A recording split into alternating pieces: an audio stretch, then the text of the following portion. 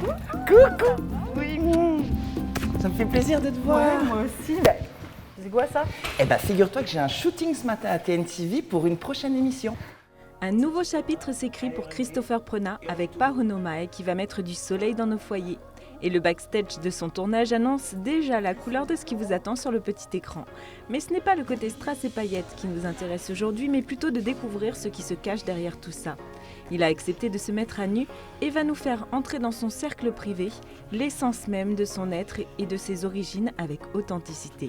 Je tiens vraiment à te faire découvrir la sculpture, parce que c'est une chose dans laquelle j'ai grandi. Ça, je le savais pas. Eh ben, je suis un sculpteur, hein. Puis, ben, dis donc. On y va? Allez, c'est parti, viens.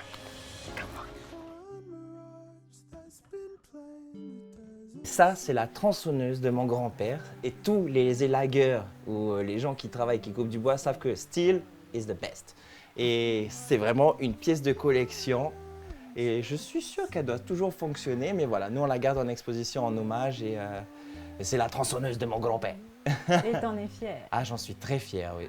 Jérémy a beaucoup contribué aussi à un moment donné à mon éducation et au fait de me cadrer. Le fait d'avoir été un peu foufou, enfin petit. Et puis même, comme je disais précédemment, c'est qu'il a toujours détenu ce grand attachement pour la culture marquisienne, que ce soit de par la langue, de par la danse, de par la sculpture, de par le hapu, de par tout ce qui est vraiment, on dit, hotu.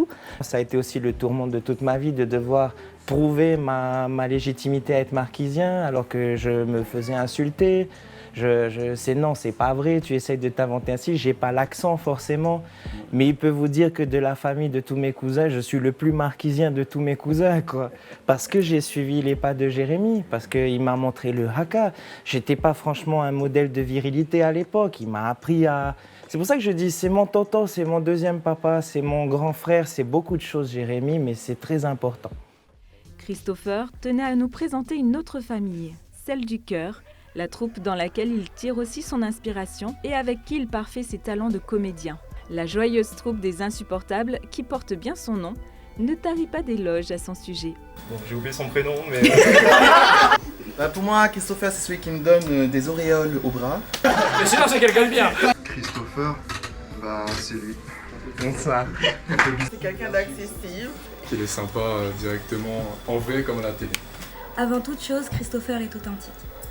Quand il te touche, limite tu pleures quoi. Christopher, c'est un bon gars. Je parle parce que je sais qu'il ne nous entendra pas. Christopher, je trouve que c'est quelqu'un de profond. Qu'est-ce qu'on l'aime?